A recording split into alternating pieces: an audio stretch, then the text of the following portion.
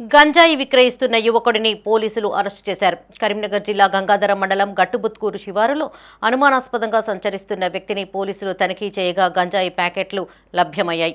దీంతో నిందితుడిని అదుపులోకి తీసుకుని అతడి నుండి 68 గ్రాముల గంజాయి స్వాధీనం చేసుకున్నట్లు ఎస్ఐ వంశీకృష్ణ తెలిపారు.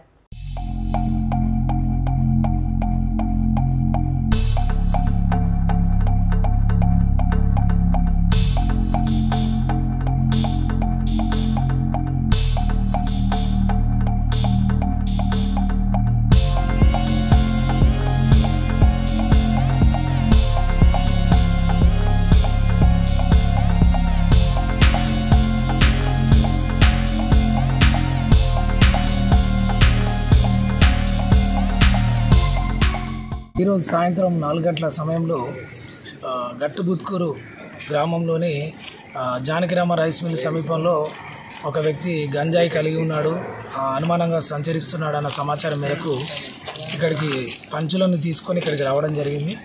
ఆ వ్యక్తిని అదుపులోకి తీసుకొని అతన్ని చెక్ చేయగా అతని దగ్గర దాదాపు ఒక 68 గ్రాముల గంజాయి ఉన్నట్లుగా తెలిసింది.